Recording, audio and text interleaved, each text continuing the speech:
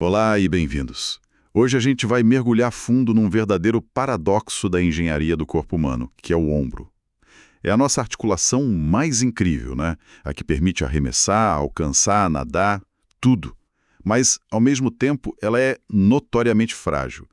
E a grande pergunta que fica é: o que de fato impede que o nosso ombro simplesmente se desloque o tempo todo? Nós recebemos um material que é quase um mapa do tesouro para essa questão. São umas anotações bem diretas, sabe? Focadas em alguns pontos anatômicos específicos. Então, nossa missão aqui é usar essas pistas para desvendar o segredo por trás da estabilidade do ombro. Ok, vamos analisar isso. Essa é a pergunta de US$ 1 milhão. Porque se a gente olhar o design puramente ósseo, a articulação do ombro não faz muito sentido em termos de estabilidade. É como, sei lá, tentar equilibrar uma bola de boliche em cima de um pires de café. Boa analogia. A cabeça do húmero, que é o osso do braço, é a bola gigante. E a cavidade glenoide, onde ela se encaixa, é esse pires, super raso.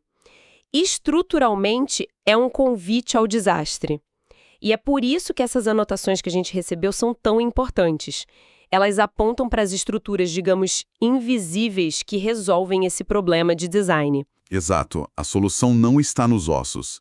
E a primeira grande pista que o material nos dá é a ênfase em conhecer os 4 músculos do manguito rotador. O curioso é que as notas não se preocupam em listar os nomes, mas sim em tratar o manguito como uma entidade, um conceito. Isso me fez pensar. Eu sempre imaginei que a função principal dos músculos era mover as coisas, mas a ideia de que um grupo inteiro de músculos é dedicado a, essencialmente, não deixar algo se mover, a manter a bola no pires, isso é um pouco contraintuitivo.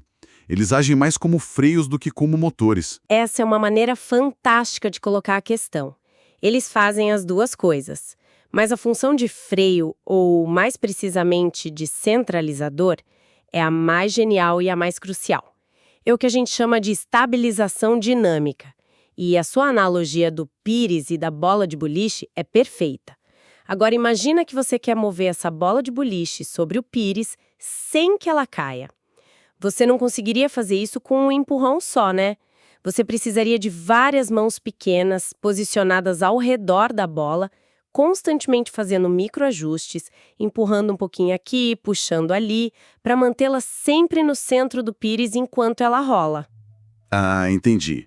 Então, os 4 músculos do manguito rotador são essas mãos pequenas. Exatamente. Eles formam uma espécie de rede ou manga funcional ao redor da cabeça do húmero. Quando você levanta o braço, por exemplo, o músculo deltoide faz a força principal para cima. Mas se fosse só ele, a cabeça do húmero subiria e bateria num osso chamado acrômio, o que causa dor, causa lesão. O que o manguito rotador faz? Enquanto o deltoide puxa para cima, os músculos do manguito puxam a cabeça do húmero para baixo e a comprimem contra o centro do pires. Isso garante que o movimento seja puro e sem impacto. Eles trabalham numa oposição de forças perfeitamente sincronizada. Que loucura. É uma dança constante, então. E o que acontece se um desses dançarinos, uma dessas mãos, se cansa ou se machuca? Se um dos músculos do manguito tá, sei lá, mais fraco que os outros? Aí o sistema todo começa a falhar. Se o músculo que puxa para baixo enfraquece, por exemplo, a cabeça do húmero começa a subir um pouquinho a cada vez que a pessoa eleva o braço. Com o tempo, esse pequeno impacto repetido gera inflamação, dor e o que a gente conhece como síndrome do impacto do ombro, que é uma das queixas mais comuns. Não é uma falha catastrófica de uma vez, mas um desequilíbrio sutil que, com o tempo, causa um dano enorme. Por isso que entender o manguito como uma unidade funcional e não como 4 músculos separados é a chave de tudo. Certo, isso já muda completamente a perspectiva. O manguito rotador é a equipe de segurança principal. Mas as anotações apontam para algo ainda mais sutil, um detalhe que, à primeira vista, parece quase insignificante. O material destaca a relação do labrum glenoidal, que imagino ser parte do nosso pires, com 2 tendões específicos. A cabeça longa do bíceps por cima e a cabeça longa do tríceps por baixo. Isso parece um detalhe para especialistas, mas a ênfase que o material dá sugere que aqui está o segredo do ajuste fino de todo o sistema. Qual é a história por trás disso? A história é que esse detalhe é onde a engenharia do ombro passa de funcional para genial. Primeiro, o labro. Pensa nele como uma borda de borracha que você coloca ao redor do seu pires de café. Ele aumenta um pouco a profundidade, tornando o encaixe um pouco mais seguro. Ok. É uma estrutura de estabilidade passiva. Mas o ponto crucial, como as notas indicam, é que ele não é só passivo, ele serve de âncora. E a âncora superior é o tendão da cabeça longa do bíceps. Espera um pouco. Para tudo. Você está me dizendo que o músculo que eu uso para fazer rosca na academia, o músculo que a gente flexiona no espelho, está, na verdade, por dentro da articulação do ombro, segurando tudo no lugar? Eu nunca, jamais teria feito essa conexão. Como ele consegue fazer as duas coisas ao mesmo tempo sem confundir os sinais? Exatamente essa genialidade. O tendão da cabeça longa do bíceps passa pela frente do ombro, ele entra na articulação e se prende bem no topo do labro. Ao fazer isso, ele atua como uma espécie de depressor ativo da cabeça do húmero. Quando você contrai o bíceps, além de flexionar o cotovelo, esse tendão se tensiona e ajuda a puxar a cabeça do húmero para baixo, auxiliando o manguito rotador na sua função. Ele é um estabilizador secundário, mas vital. Uau! Isso explica por que, por exemplo, um arremessador de beisebol pode sentir aquela dor bem na frente do ombro. A força absurda do arremesso está puxando diretamente essa âncora do bíceps. Perfeitamente colocado. Pensa no movimento de arremesso. Na fase final, o braço desacelera violentamente. O bíceps se contrai com muita força para frear o cotovelo e essa tensão é transmitida diretamente para a âncora dele lá no topo do labrum.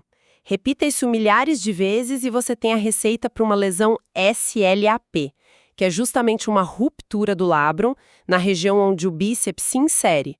A dor não é no músculo do bíceps, é lá dentro, na âncora que está sendo, arrancada. Uau!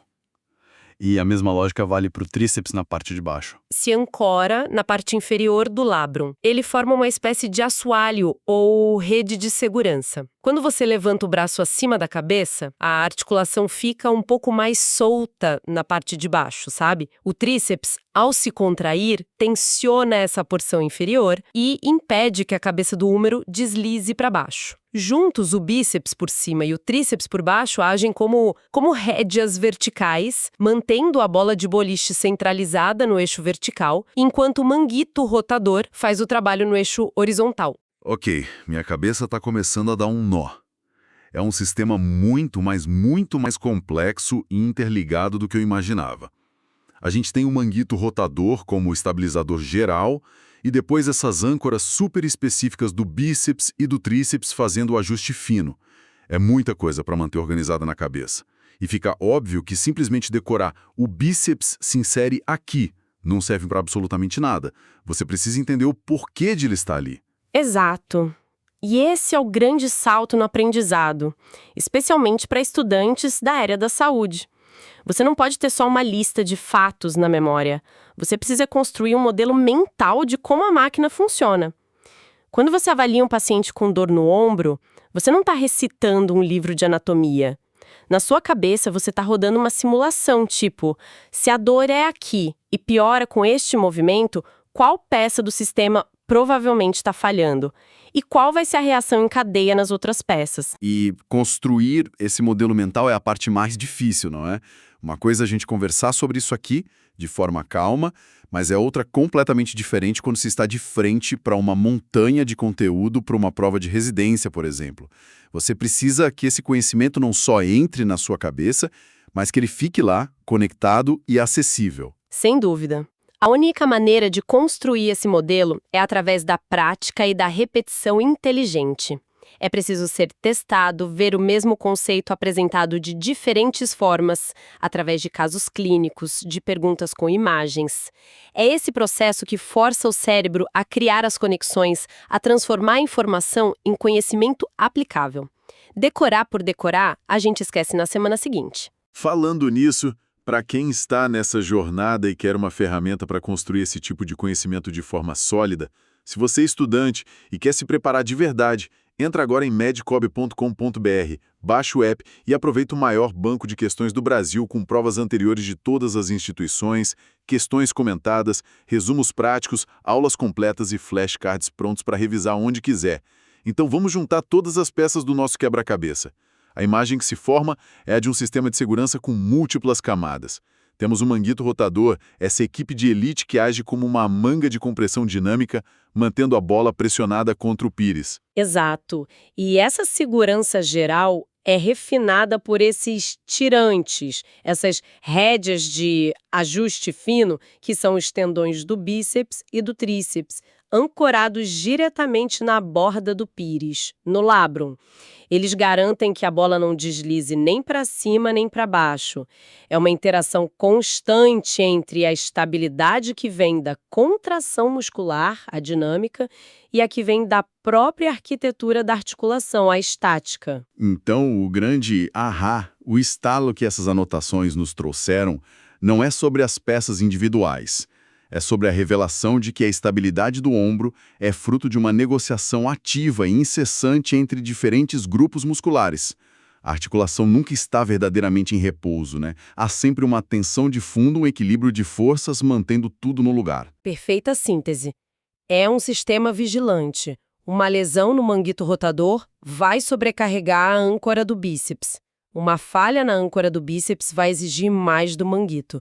É tudo interligado.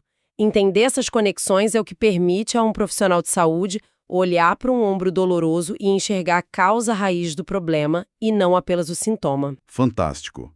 A gente conseguiu extrair uma profundidade incrível dessas poucas linhas de anotações. Resumindo os grandes insights que tivemos aqui. Primeiro, a ideia de que a principal função do manguito rotador é genial por ser contraintuitiva. Seu trabalho mais importante é o de segurar a articulação, de centralizar a bola e não apenas de movê-la. Segundo, descobrimos que o labrum está longe de ser apenas uma junta passiva. Ele, na verdade, um centro de distribuição de forças, um hub de ancoragem crítico que conecta o sistema de estabilização vertical do bíceps e do tríceps com o resto da articulação. E, por fim, talvez a maior revelação de todas, o bíceps, aquele músculo que todo mundo conhece, é o herói anônimo e silencioso do ombro. Ele tem uma vida dupla, trabalhando secretamente por dentro da articulação para garantir que tudo funcione como deveria. Essa conexão muda completamente a forma como olhamos para um movimento tão simples como flexionar o braço. Exatamente. E com base em tudo isso, fica uma reflexão final para quem nos ouve. Nós falamos muito sobre como os músculos e tendões estabilizam a articulação. Mas o que controla esses músculos? Os nervos. Imagina um pequeno atraso, uma questão de milissegundos, no sinal nervoso que manda um dos músculos do manguito rotador contrair. Uma minúscula falha de comunicação entre o cérebro e o ombro. Essa falha seria suficiente para quebrar toda essa sincronia delicada que a gente descreveu. Então a pergunta que fica é: um problema no ombro começa sempre no tecido, no músculo, no tendão, ou pode começar no sinal, no software que comanda o hardware? Pensar nisso nos ajuda a ver o corpo não como uma coleção de peças, mas como um sistema de informação incrivelmente complexo e